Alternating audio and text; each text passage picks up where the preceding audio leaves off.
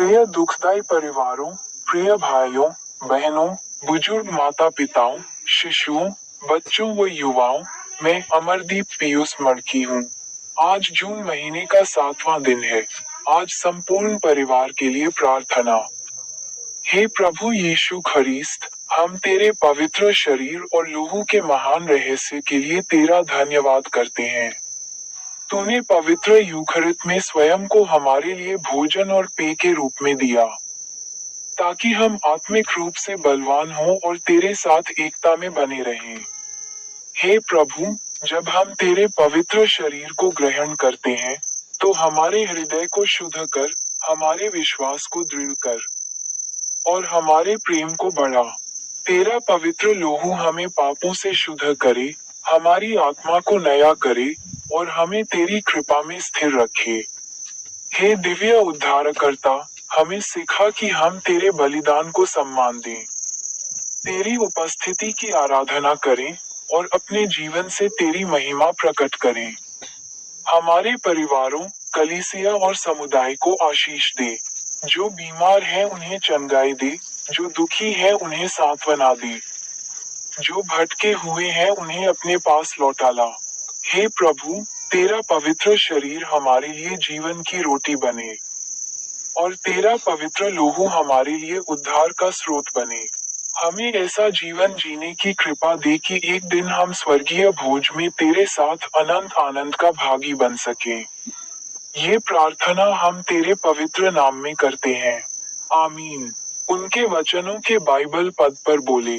प्रथम बाइबल पद पर बोले। संत लूका का पवित्र सुसमाचार अध्याय 9 पद संख्या 35 में बोले, तब बादल में से यह शब्द सुनाई दिया, यह मेरा चुना हुआ पुत्र है, इसकी सुनो।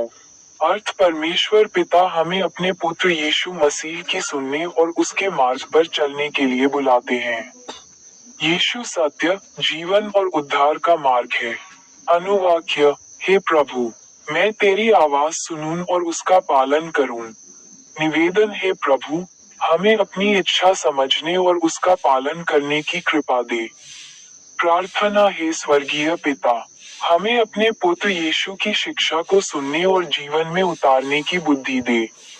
हमारे हृदय को तेरे वचन के लिए खुला रख। आमीन। द्वितीय बाइबल पद पर बोले। गलातियों का नाम अध्याय 6 पद संख्या 7 में बोले, धोखा न खाओ। परमेश्वर ठट्ठों में नहीं उड़ाया जाता, क्योंकि मनुष्य जो बोता है वही काटेगा। अर्थ हमारे कर्मों के परिणाम होते हैं। यदि हम प्रेम, विश्वास और भलाई बोते हैं, तो आशीष पाएंगे। यदि बुराई बोते हैं, तो उसका फल भी मिलेगा। अनुवाक्य, प्रभु, मुझे भलाई के बीज बोने की शक्ति दे। निवेदन, हे प्रभु, मेरे विचारों, शब्दों और कर्मों को धर्ममय बना। प्रार्थना, हे दयालु परमेश्वर, मुझे ऐसा जीवन जीने की कृपा दे जो तेरी महिमा बढ़ाए। मैं हर दिन भलाई और प्रेम के बीज बो सकूं। आमीन। तृतीय बाइबल पद पर बोले। इब्रानियों का नाम अध्याय 10 पद संख्या 30 में बोले, क्योंकि हम उसे जानते हैं, जिसने कहा, बदला लेना मेरा काम है, मैं ही प्रतिफल दूंगा। अर्थ न्याय करना परमेश्वर का कार्य है। हमें बदला लेने के बजाय परमेश्वर पर भरोसा रखना चाहिए।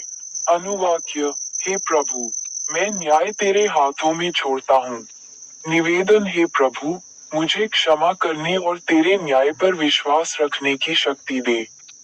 प्रार्थना, हे न्याय परमेश्वर, मेरे हृदय से क्रोध और कटुता को दूर कर।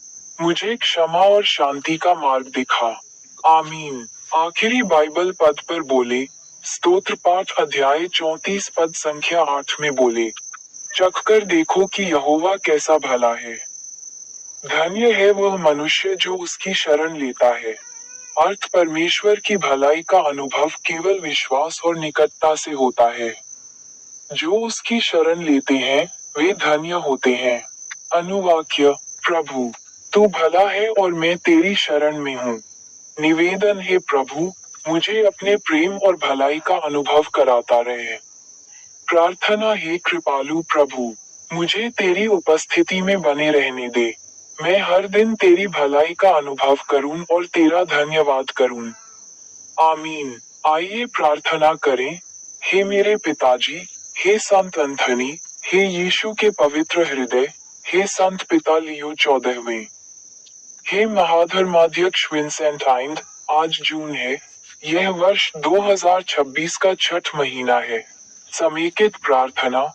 हे स्वर्गीय पिता, हम तेरा धन्यवाद करते हैं कि तू हमें अपने पुत्र यीशु की सुनने के लिए बुलाता है। हमें भलाई के बीज बोने की बुद्धि दे, तेरे न्याय पर भरोसा रखने का विश्वास दे, और तेरी भलाई का प्रतिदिन अनुभव करने की कृपा प्रदान कर। हमारे परिवारों, कलीसिया और समाज को आशीष दे। हमें प्रेम, नम्रता, क्षमा और विश्वास में बढ़ा। तेरा वचन हमारे जीवन का प्रकाश बने और हम हर दिन तेरी इच्छा के अनुसार चलें। ये प्रार्थना हम प्रभु यीशु मसीह के नाम से करते हैं। आमीन। मेरे YouTube चैनल को न भूलें।